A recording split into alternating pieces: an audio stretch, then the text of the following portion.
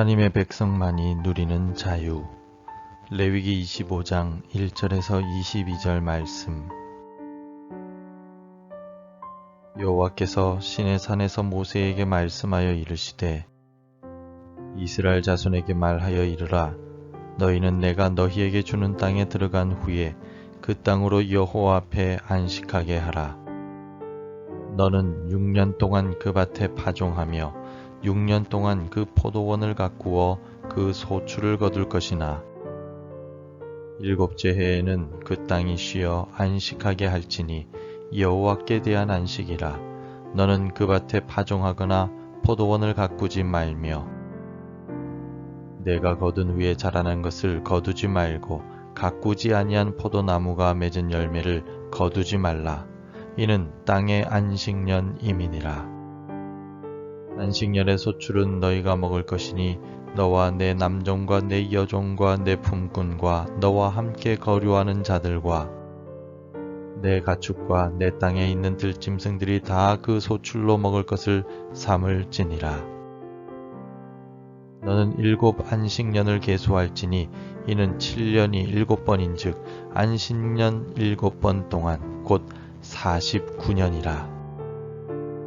7째 달 열흘날은 속죄일이니 너는 뿔나팔 소리를 내되 전국에서 뿔나팔을 크게 불지며 너희는 50년째 해를 거룩하게 하여 그 땅에 있는 모든 주민을 위하여 자유를 공포하라.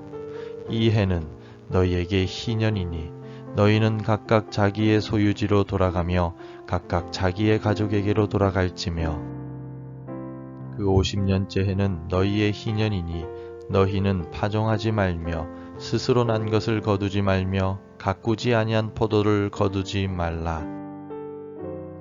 이는 희년이니 너희에게 거룩함이니라. 너희는 밭의 소출을 먹으리라.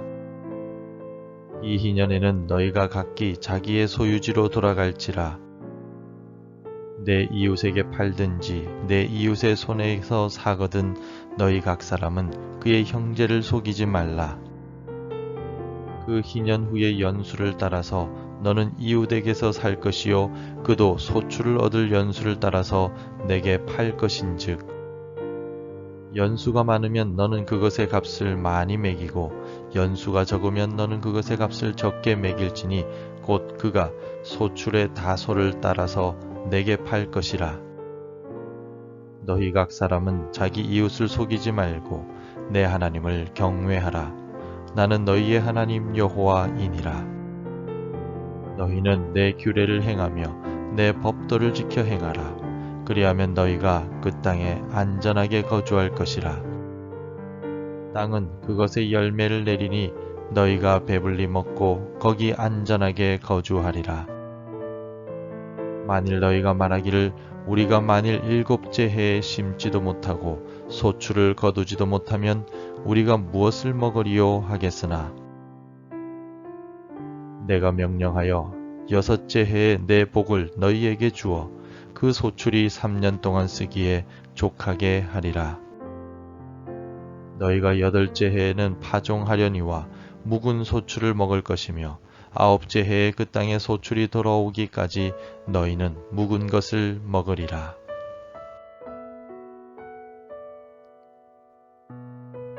자녀들이 성년이 되어 독립하기 이전까지는 부모님의 영향력 아래에 놓이게 됩니다. 그래서 여러 가지 결정하는 일들에 영향을 받기도 합니다.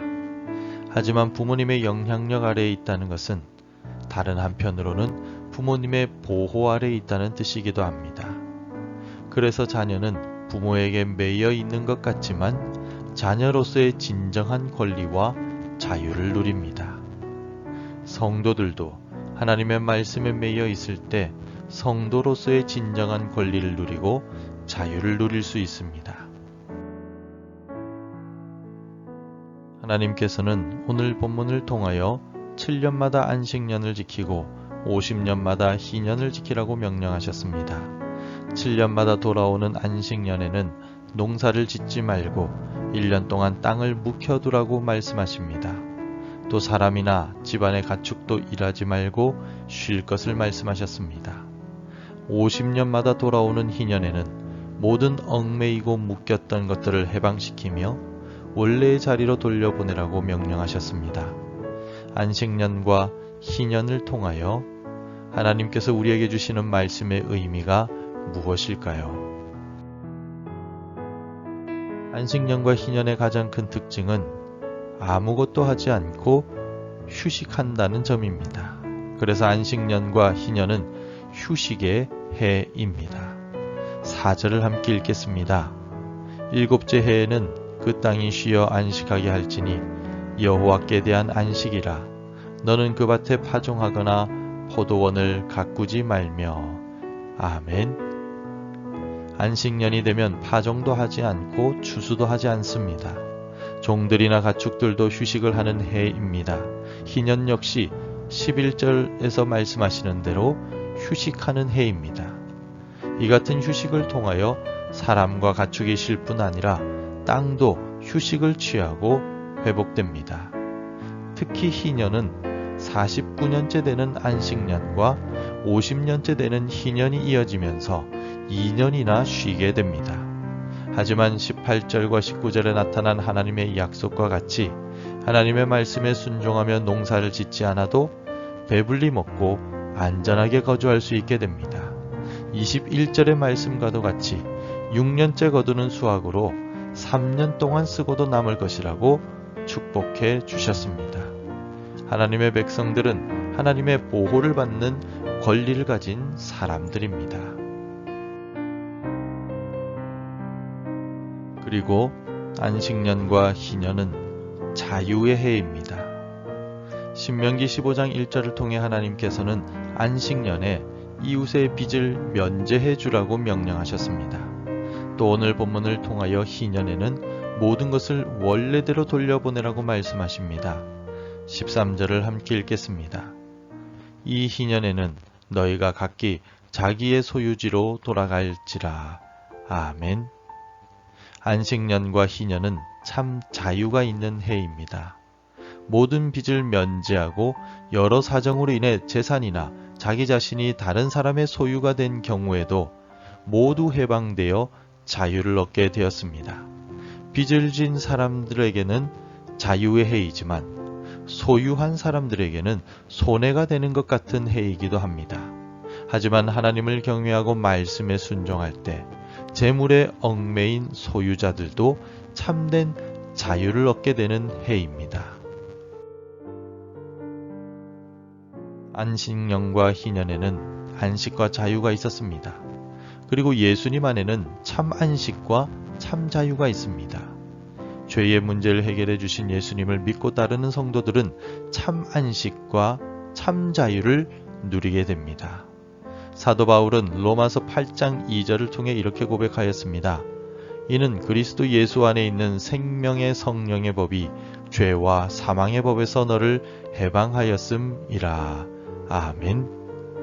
우리 주 예수 그리스도 안에서 성도들은 참 안식과 참 자유를 누릴 수 있음을 기억하고 예수님의 말씀에 순종하며 주를 따라가는 우리가 되기를 바랍니다.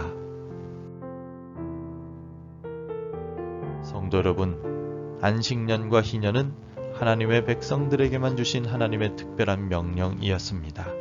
안식년과 희년은 하나님의 백성들에게만 적용이 되는 휴식과 자유의 선언이었습니다. 그러므로 하나님의 백성이 된 사람들은 하나님의 말씀에 순종해야 한다는 의무가 있지만 그 의무를 지킬 때 하나님의 보호하심과 참된 자유를 누리게 됩니다. 예수님을 믿는 성도들도 자기 십자가를 지고 주님을 따라야 하는 의무가 있지만 그 의무와 함께 죄로부터의 참된 해방과 자유가 주어집니다. 하나님의 말씀에 순종하며 예수 그리스도의 십자가 보혈을 믿는 가운데 우리에게 주어지는 참된 안식과 참된 자유를 누리는 복된 날이 되시기를 바랍니다. 기도하겠습니다. 하나님, 귀한 하루를 주셔서 감사합니다. 오늘 하루를 살아가며 하나님의 백성으로서 예수 그리스도의 보혈의 은혜를 믿는 그리스도인으로서 참된 안식과 참된 자유를 누리며 살아가게 인도하여 주옵소서. 오늘 하루가 하나님께 온전한 영광을 올려드리는 복된 날이 되게 도와주옵소서. 예수님 이름으로 기도합니다. 아멘. 계속해서 함께 기도해 주시기 바랍니다. 주의 말씀에 순종하며 주께서 주신 참 자유를 누리게 하소서. 수해와 코로나 바이러스로부터 우리를 구원하여 주소서. 주일 예배와 교육부 예배를 통해 참 안식을 누리게 하소서. 복음 전할 한 사람이 생각나게 하소서. 오늘도 말씀대로 살아가며 열매 맺는 하루, 하나님의 참 자유와 안식을 누리는 하루가 되시기를 축복합니다.